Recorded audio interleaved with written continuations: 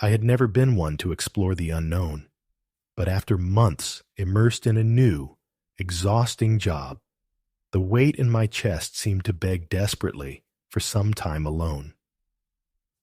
I found an isolated cabin on a rental site. It seemed like the perfect retreat to rest. No neighbors, no noise, just the deep emptiness of the surrounding forest. The description warned that it was located in the middle of a densely wooded area where old trees formed almost a wall of trunks and branches, blocking most of the light. The host assured me it was safe, though I shouldn't expect cell service. Absolute silence, I thought, as I drove up the dirt road winding through the trees to the property. As soon as I parked, I felt a strange chill, though there was nothing specific to blame. The cabin was small, charming, with rustic furniture and simple touches. The fireplace dominated the room, next to a large window overlooking the back of the property. A carpet of dead leaves and rows of relentlessly lined trees, like grim sentinels. As I entered, a note awaited me on the table, a message from the host. "Thanks for staying. If you hear any sounds coming from the back, ignore them." I found the suggestion odd, but tried to rationalize. It might just be precautionary, in case an animal wandered near. I set the note aside, unpacked, and tried to surrender to the first moment of quiet. The first night passed without incident, but at dawn, I woke up with an unsettling feeling, as if something had been watching me all along. I spent the rest of the morning trying to shake off the impression. After all, being alone in the middle of nowhere can easily play tricks on the mind. The day was calm. I took a short hike around the cabin and returned at dusk, exhausted. However, as soon as I entered, an unexpected sight stopped me. The chair I had left by the fireplace was now in the middle of the room, facing the back window. I was sure I hadn't left it there, but maybe I was more tired than I realized. I did my best to ignore it and continued the evening, trying to convince myself I was overreacting. Then during dinner, I heard something outside, a muffled sound, somewhere between heavy, dragging footsteps and the dry crunch of leaves. The host's note came to mind, and fighting the urge to look out the window, I stayed still. For a few minutes, the noise stopped, but soon it resumed, each step longer and dragging. My fingers trembled, a cold sweat slipping down my hands, but I tried to convince myself it was just a curious animal, a bothersome coincidence. Even so, my rapid breathing and the knot in my stomach told me otherwise. The next morning, I woke up even more tired, as if sleep had been an act of endurance. My limbs were heavy, my mind foggy, as if something invisible was draining my strength. I decided to go out, clear my mind, and push away the thoughts that had haunted me since the previous night. I walked to a nearby clearing and sat down, trying to recapture what had brought me there, the idea of peace, tranquility. But upon returning to the cabin, a sight froze my blood. Deep, clear footprints marked the dirt ground, starting at the back door and ending right under the bedroom window. They were wide, deep, fresh, almost as if someone had just stepped out. I was gripped by a mix of disbelief and fear. I circled the cabin, hoping to find some sign of human presence, maybe a logical explanation. But there was nothing. Just those footprints interrupting the silence of the forest, disappearing among the trees like a dark promise. My heart pounded with warning, my mind wavering between logic and fear. Was I the target of a cruel prank?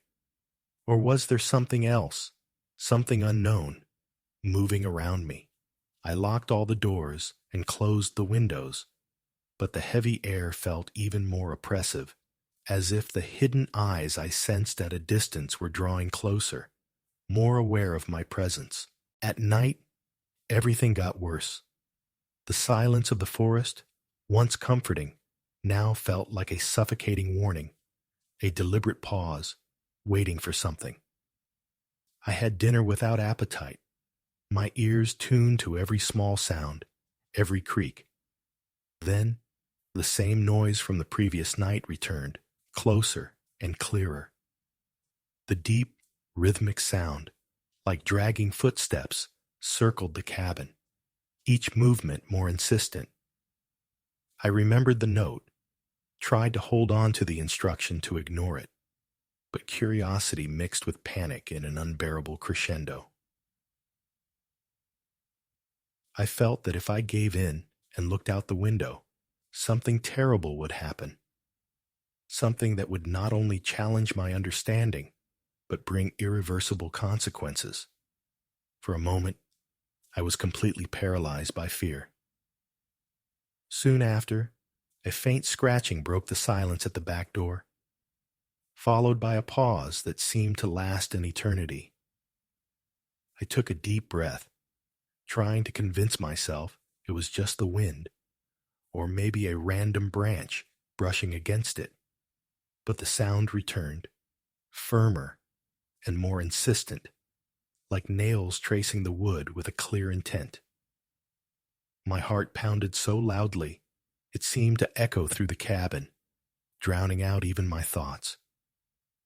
I slowly stood up and, without opening the door, leaned my ear to listen.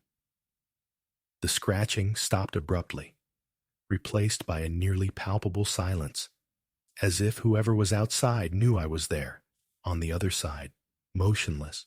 As dawn approached, I could no longer relax.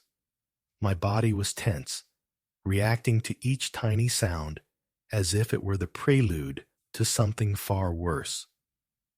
I decided to retreat to the bedroom for refuge, but as I passed through the living room, a sight made me freeze. The chair was again facing the back window, the same chair I had returned to its place hours earlier. This time, there was no doubt, someone or something was moving things inside the cabin, leaving subtle traces that my presence was noted. A chill ran down my spine, and for a second, I thought about grabbing the car keys and fleeing. But the fear of what might be out there paralyzed me. I didn't dare open the door. I closed the curtains in the living room and bedroom, trying to block out whatever was lurking. When I lay down, I heard slow, determined steps approaching. This time, they were different from previous sounds, heavier, almost vibrating the wooden floor. I held my breath, feeling my heart pounding in my temples. The footsteps stopped right in front of the bedroom window, and for an instant, I imagined a shadowy figure standing there, waiting for any movement that would betray my presence. I curled up in bed, fearing that even my breathing might give me away. In a desperate impulse, I grabbed my phone and tried to call my dad. I needed to hear his voice, a trace of security in that silent hell.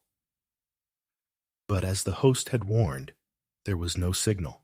Even so, I held the phone against my chest, as if it could protect me, a fragile connection to the distant world.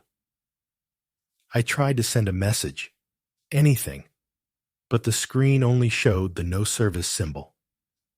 The feeling of isolation deepened, and I realized, with growing dread, that I was truly alone, with no way to call for help. I took a deep breath, trying to calm myself, but panic was mixed with an inexplicable exhaustion, almost as if something was draining my strength. I couldn't call my dad, couldn't leave. and apparently couldn't ignore what was happening there. The sound of footsteps returned, this time circling the cabin, as if whoever was outside knew every detail, every move I made. I remained motionless in the middle of the living room, the phone still clutched in my hands, and felt the air around me grow heavy, dense, almost tangible. In that moment, I knew, with a cold certainty, that something indescribable was watching me, something that knew how vulnerable I was, and was feeding off it. The cabin seemed engulfed in an uncomfortable silence, as if the very air was heavy and attentive. Then a new sound broke the silence, coming from the back of the property. A slow, continuous creak, as if something or someone was moving an old structure, maybe a branch, or even a piece of abandoned furniture. Each second I stood there, motionless, the sound grew closer, almost reverberating inside the cabin. I gathered courage and, with trembling hands, slightly lifted the curtain in the living room window. But all I saw were the shadows of trees, motionless under the moonlight. I backed away, but the creak continued, increasingly persistent, like a call I couldn't ignore. I remembered the back porch. I hadn't left anything there that could make noise.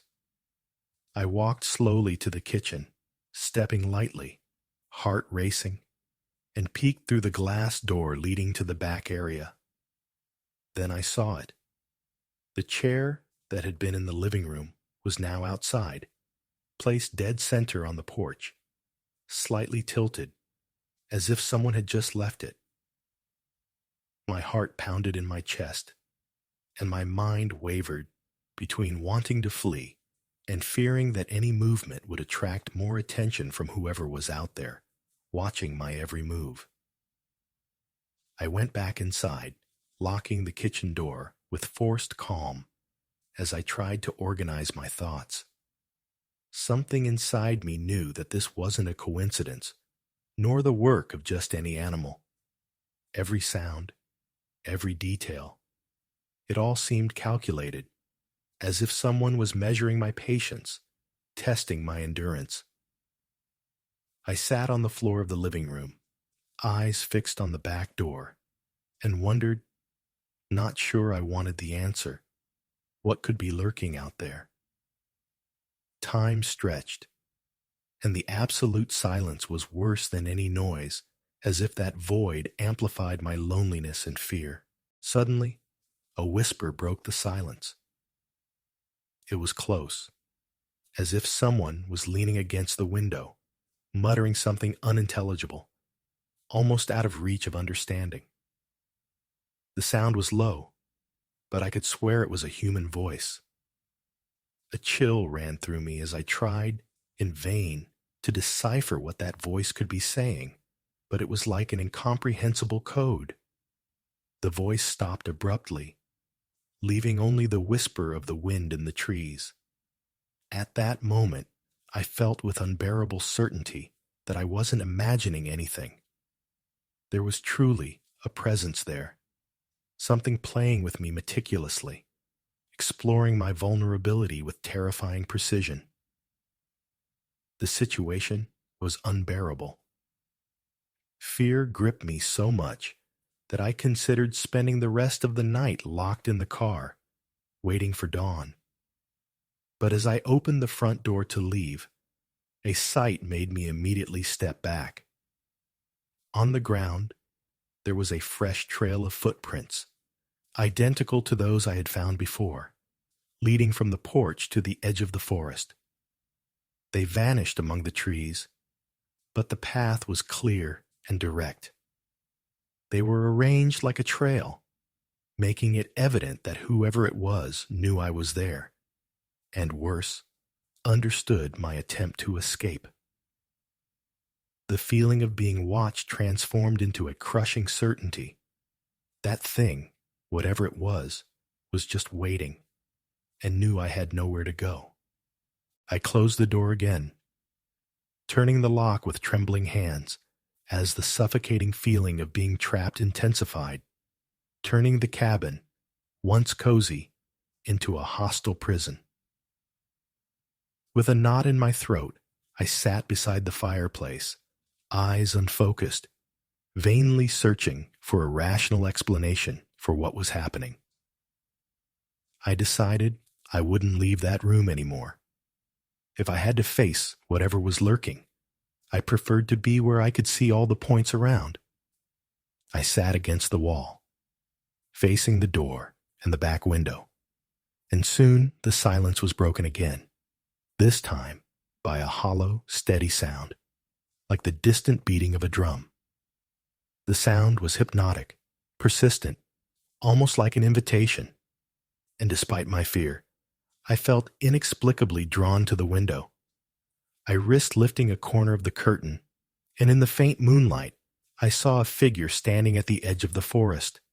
It was indistinct, a human silhouette, but without visible features, a shadow with vague outlines. It was facing me, motionless, and for a moment, I had the distinct sense that every small movement of mine was being watched, anticipated. I tried to hold my breath, but the mounting panic made it impossible to contain my fear. In an instant, the figure vanished, disappearing into the darkness as if it had never existed. Before I could relax, I heard the sound of the back door's handle turning slowly. Someone, or something, was fiddling with the lock with a disturbing calm, every movement unhurried, as if it knew I was on the other side, paralyzed by terror. The sound echoed through the cabin, and with each subtle turn of the handle, the tension rose, heavy as lead, enveloping the room in silent menace. Finally, the handle stopped, but the atmosphere was more oppressive than ever. I took a deep breath, and in an irrational impulse, I shouted, "Who's there? What do you want?" The only answer was the echo of my own voice, fading into the forest darkness, like a whisper dissolving into nothing. An overwhelming anguish took hold of me, an insidious certainty that something was testing my limits, playing with my fear. As I looked around, I realized the cabin seemed darker, the shadows thicker, every corner heavy with secrets, while the feeling of being watched became unbearable. In a last effort to regain some sense of control, I decided to light the fireplace as a way to ward off whatever was hidden there.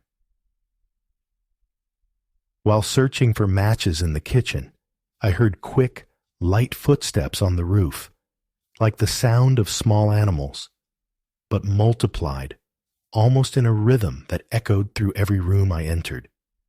That's when I understood, in a paralyzing terror, that it was guiding me, like an invisible presence, orchestrating each move to corner me, trapping me meticulously. Desperate, I ran to my bag and grabbed the car keys. It didn't matter the time or the risks. I needed to get out of there. I grabbed a flashlight, and with my heart racing, I unlocked the front door, ready to run to the car. In the beam of light, I noticed a new note, pinned to the door, which hadn't been there before. Trembling, I read the handwritten words, "Congratulations, you ignored the sounds as instructed. The cabin is now safe for you." The paper nearly slipped from my hands as I tried to process the message. The fear still clung to me, but something in those words brought a strange, unsettling relief. It seemed as if the cabin itself had tested me, examining my ability to withstand fear, like some sort of strange rite, an initiation. I grabbed my bag and got into the car, looking one last time at the cabin. It now looked like just an empty, harmless building. I left without looking back, but the memories of that dark night still haunt me to this day. I always wonder if someone else went through the same test in that cabin, and if, for some dark reason, not everyone managed to leave. My wife and I finally decided to take a weekend just for ourselves, away from everything. We wanted a place where we could escape interruptions and routine. It was an old plan we kept putting off, but we finally found a secluded country house, and without thinking twice, decided to rent it. We arrived late Friday afternoon, and the house was exactly what we'd imagined. Old, full of small rustic details, surrounded by a nearly palpable calm. But as soon as I stepped inside, a strange smell bothered me. It wasn't just the typical smell of a closed-up place. It was something deeper, like damp old wood or mold mixed with wet earth. I tried not to think about it, opened the windows to let the air circulate, but that feeling that something was buried there didn't leave me. The first night was calm.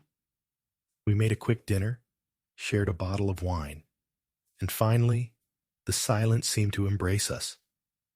But when we went to sleep, already in the early hours, a noise interrupted the peace. It was a muffled sound coming from upstairs. Footsteps.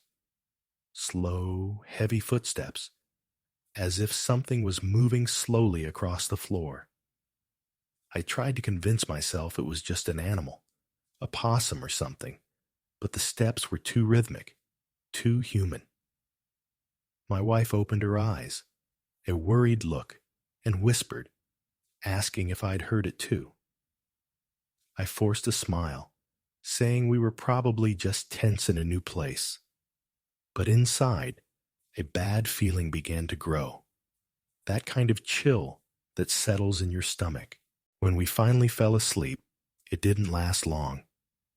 It was almost 3 a.m. when another sound woke us up. This time, a louder creak, followed by something that sounded like scratching on the floor, continuous, dragged. A shiver climbed up my spine, a kind of fear I couldn't control. I thought about going upstairs to see what it was, but the idea of opening the attic door felt absurd, almost as if the air around it was alive. My wife, now wide awake, held my arm tightly and murmured that it was better to just leave it alone. But the problem was that the sound seemed to be getting closer. Something was coming down, with that unbearable slowness, getting closer to us. We tried to ignore it, pretend it was just our imagination. But we couldn't. The air around us became dense, almost as if it had weight, a strange, suffocating warmth. The shadows on the wall seemed to move, pulsing with a life of their own, making me glance at the corners of the room every few minutes. When dawn finally broke, we felt immediate relief, though we didn't say a word about what happened that night. We had breakfast in silence, trying to shake off that strange heaviness. We decided to explore the house, see if we could find any explanation for those sounds, maybe something to put us at ease. The day passed, but that feeling of discomfort clung to us, persistent, even under the sun that filled the house. Every time we passed by the hallway near the attic door, the air there felt heavier, almost solid, as if something was watching us. After hesitating for a while, I decided to open the door to lay any doubts to rest. My wife stayed at the bottom of the stairs, her eyes tense and alert while I started to climb. When I reached the top, a nauseating smell of mold mixed with something almost organic, like meat left out in the open, filled the space. I lit up the room with my phone's flashlight, and the darkness seemed to resist the light, as if it swallowed part of what I tried to see. The attic was full of old boxes and furniture covered with sheets stained by time, all seemingly normal. But as I turned to go back down, my heart froze. I saw footprints scattered across the dusty floor. They were barefoot, muddy footprints that looked fresh, tracing a twisted, sparse path across the floor, as if someone had walked there recently. A cold chill ran up my spine. Who could have left those? There was no sign of anyone but us. I took a deep breath, trying to convince myself it was just old dirt. But the thought of someone using the house secretly started to hammer in my mind. The problem was, the footprints were oddly spaced, almost as if they'd appeared out of nowhere and then vanished just as suddenly. We went back down to the bedroom, trying to bury that unsettling feeling. Later that night, we tried to calm down, turned off the lights, and settled down to sleep. But the rest didn't last. The footsteps started again, this time louder, closer, reverberating down the hallway, coming toward the bedroom. They were slow, dragged, getting closer with every step. I felt my body freeze. My breath seemed trapped in my lungs. The hallway light, which had been off, started flickering with an almost deliberate rhythm, an irregular hesitation, as if it were in sync with the steps. My wife was curled up beside me, clutching my arm so tightly it almost hurt.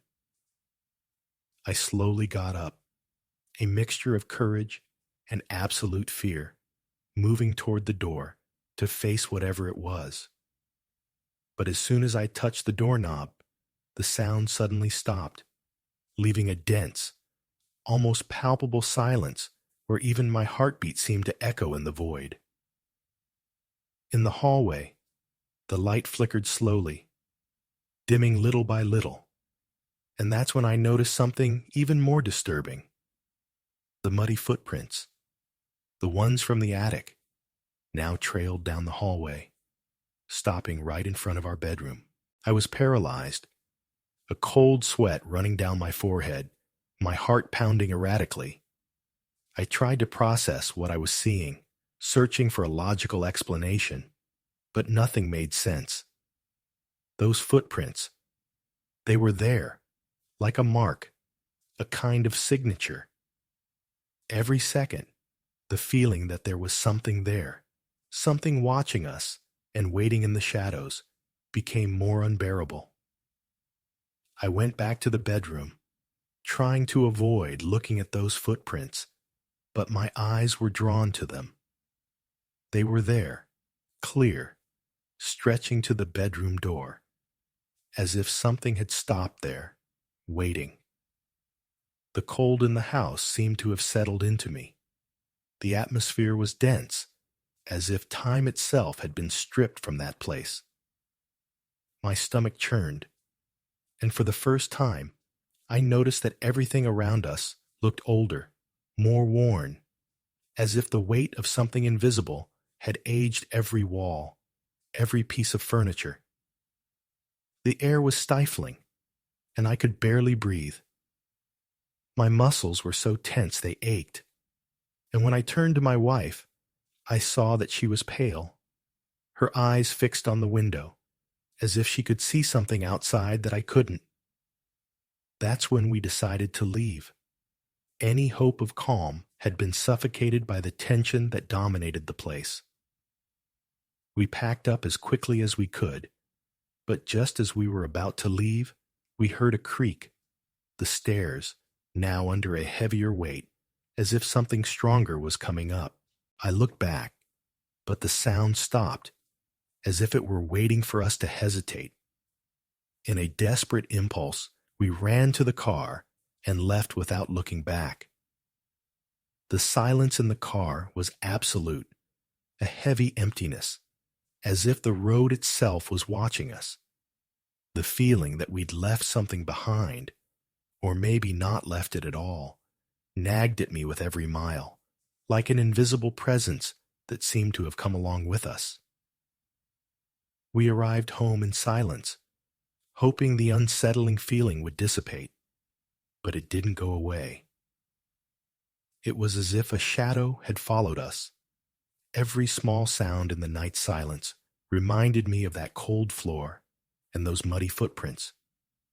My wife, always so rational, tried to explain it away, saying maybe it was all due to our stress, that we were exaggerating.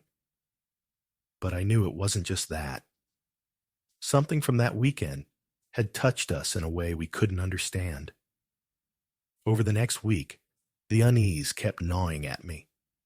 I searched for information about the house, trying to understand what might have caused all that, whether it was just our minds playing tricks. That's when I found a story that chilled me.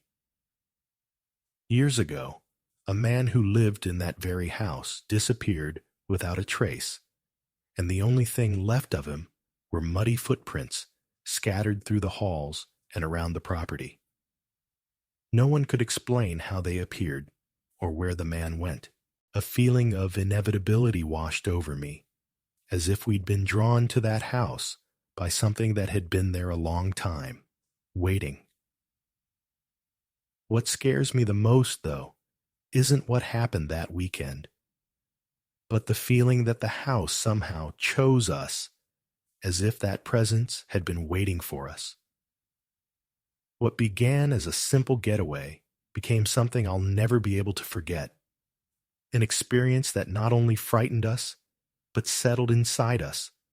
A presence I still feel here, now, beside me, whenever the silence becomes too heavy. Do you know that feeling of wanting to disconnect from everything, to hide from the world? That was exactly what I was seeking.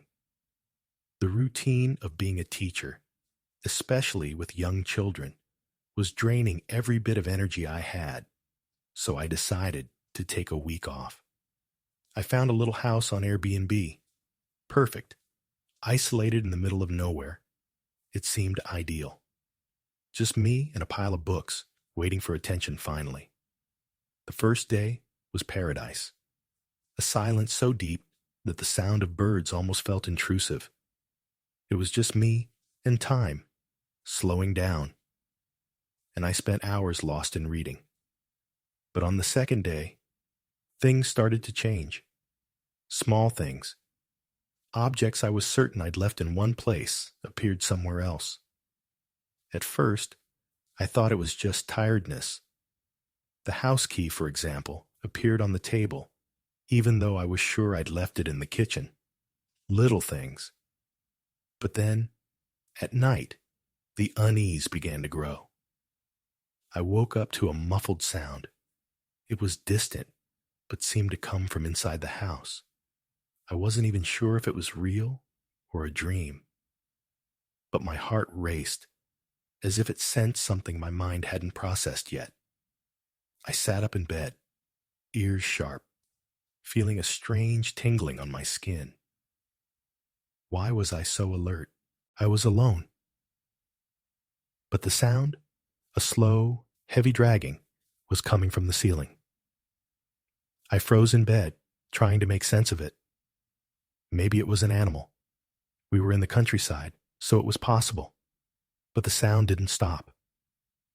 A dragging noise, as if something was moving in the attic, right above me. With each moment, the chilling feeling that I wasn't alone sank deeper. Even so, I forced myself to think it had to be an animal. It just had to be. But the suspicion lingered. I got up, grabbed my phone, and turned on the flashlight. Hesitant, each step sounding too loud. I climbed the stairs toward the attic, the trembling light barely illuminating ahead, with one part of me begging not to see anything, and the other fearing I might. The wood on the stairs was cold, each step creaking softly as I climbed. The sound that had drawn me in grew clearer with every step, more impossible to ignore. At the top, I was trembling so much I could barely hold the phone. The flashlight beam slipped through the attic door crack, and in that small, illuminated space, the first thing I saw was a pile of food wrappers, cookie packages, empty cans. A cold shiver ran down my spine. This wasn't the work of an animal. Nearly breathless, I went back to the bedroom and locked the door, throwing myself on the bed, trying to come up with an explanation. Any explanation. But the fear was settling in, like a cold hand tightening around my throat. I felt trapped, not knowing what to do. It was late, and running down the deserted road in the middle of the night wasn't a safe option. Just the thought of it worsened my panic. I grabbed my phone, desperately trying to make a call, but the signal failed with every attempt, leaving me even more trapped, alone, with the crushing certainty that someone or something was in that house with me. The silence was so heavy that every sound felt like a crash, and then the silence broke. Wood creaking, footsteps, light, steady steps, slowly coming down from the attic. I felt my heart freeze. This was real. Someone was there. My mind raced, searching for a way out. The only option was to escape. I grabbed my keys and wallet, my hands shaking, and went to the front door, moving slowly, trying not to make a sound. But the footsteps were coming closer, closer, with each step. As soon as I unlocked the door, I bolted out, stumbling down the stone path without looking back. The cold night air felt surreal, an almost painful relief. But fear kept me alert. I ran to the edge of the yard, turning back to the house, my heart pounding. I expected to see something there, a shadow in the window, a figure coming out the door. But there was nothing. With trembling hands, I backed away as far as I could, trying to find a cell signal. After a few minutes, a single bar appeared, and with a shred of hope, I called the police. Every second of waiting was hell. I was shaking so hard I could barely stand, imagining what or who was still inside, hiding. When the police finally arrived, half an hour later, I felt a bitter relief, but every minute of that wait seemed to have brought me closer to madness. When they arrived, I tried to explain everything that had happened. My voice was shaking, and their expressions grew graver with each detail I shared. They went into the house with their flashlights, guns lowered but ready. Outside, I could hardly breathe. The cold air caught in my throat as I watched their every step. After a while, one of the officers went up to the attic. I was frozen, breathing heavily, waiting for some revelation. Minutes later, he came down with a serious look and called me over. With shaky legs, I went inside. In the corner of the attic, they had found a nest, an improvised bed with old blankets, leftover food, and some clothes. Empty wrappers, covered in dirt and dust, were piled there. Just seeing that nearly made the ground slip out from under me. The officer said it looked like the belongings of someone homeless, maybe a man, based on the few items. Among his things, I saw something that made my stomach turn. One of my earrings, the pair I thought I'd lost. He had been in my room while I slept. The police searched the entire house, ensuring he was no longer there, and then advised me to leave, at least until the owner sorted things out. I didn't think twice. I packed everything as quickly as I could, my eyes scanning the bedroom, the kitchen, every corner, with the horrible feeling that he was watching me from somewhere, maybe a shadow behind the door. I left escorted by the police, but that feeling didn't leave me. Even now, back in the city, the certainty that he was close, too close, stays with me, like a cold shadow. And since that night, nothing is the same. I can't relax. Every locked door and closed window still feels too fragile. Any nighttime noise keeps me on edge, my ears attuned to any sound. Since then, it's like something inside me has broken. Before, being alone was never a problem. But now it feels like solitude is an invitation to fear. Knowing that someone was there, hiding, and that I could have crossed paths with him at any moment, that idea still gives me chills. The police managed to find him days later in another abandoned house. They said he wasn't dangerous. But to me, that doesn't matter. The terror of that night was real. He didn't have to be aggressive to leave his mark. Today, whenever I think of that week, I remember how close I came to something terrible.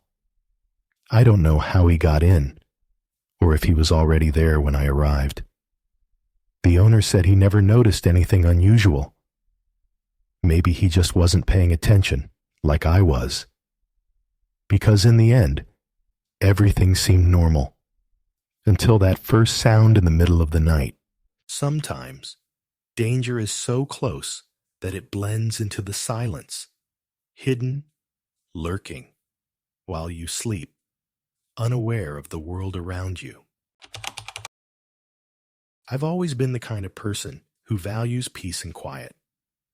Working in an IT company, I spend my entire day staring at screens, so when the weekend comes, all I want to do is escape. Last month, I decided to rent an old house in a remote village a few hours away. The listing sounded promising: isolation, mountain views, rustic decor, and, as they described, a historical charm, which, judging by the photos, looked more like wear and tear. But something about that place caught my attention. I arrived late at night, and as soon as I stepped inside, I felt the air dense and heavy, as if something or someone still inhabited that space. A persistent smell of aged wood and dust seeped from the walls, mingling with a strange metallic scent that lingered in the air. I tried to ignore it, thinking it was just fatigue. The house was exactly as promised, old. Every step echoed with deep creaks, as if the floor were protesting my presence. As I unpacked my bag, I looked around. That's when I noticed a door at the end of the hallway, almost hidden behind a low piece of furniture. It had a rusty padlock and a note taped to it, written in shaky handwriting. "Please do not enter." A chill ran down my spine. It felt exaggerated, almost theatrical, but I brushed it off. That night, I struggled to fall asleep. The silence in there was full of small noises, the wind rattling the windows, the walls creaking like old bones. But around 3 a.m, a sound started coming from downstairs, muffled and continuous, almost like a deep whisper.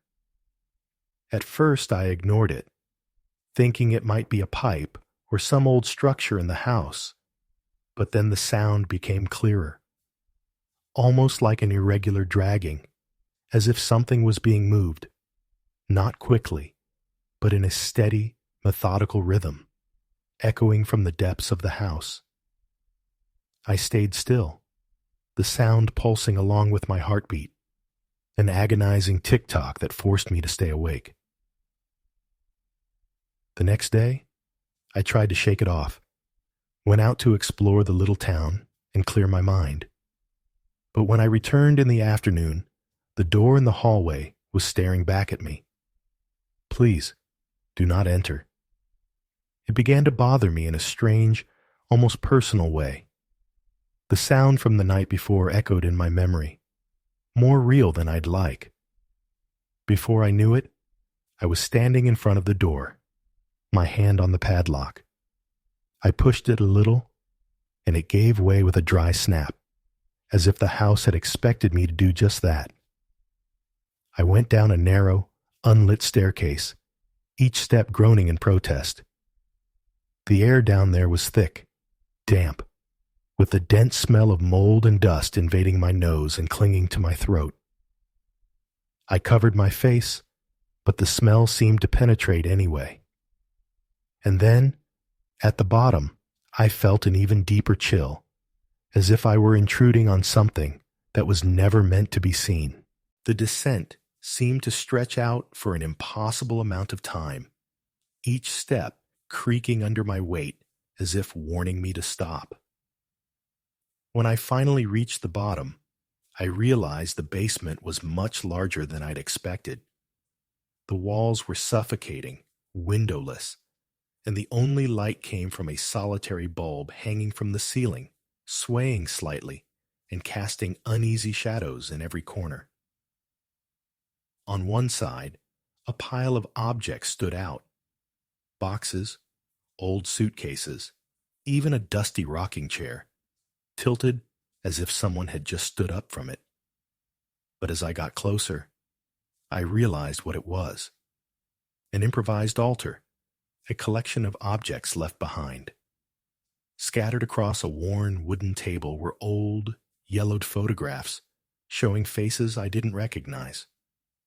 Some had cracked frames. Others were just scraps of paper strewn about.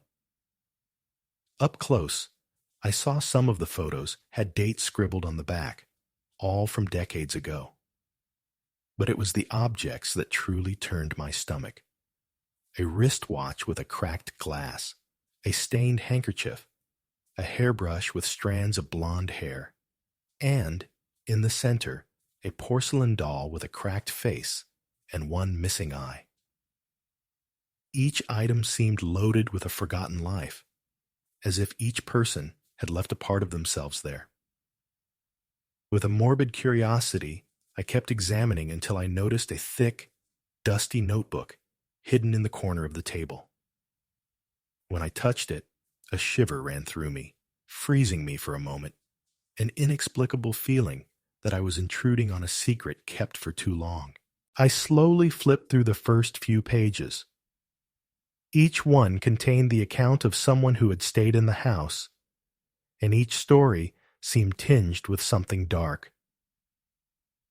One entry, dated a few years back, described a woman who heard footsteps and whispers coming from the basement, but, like me, tried to ignore them.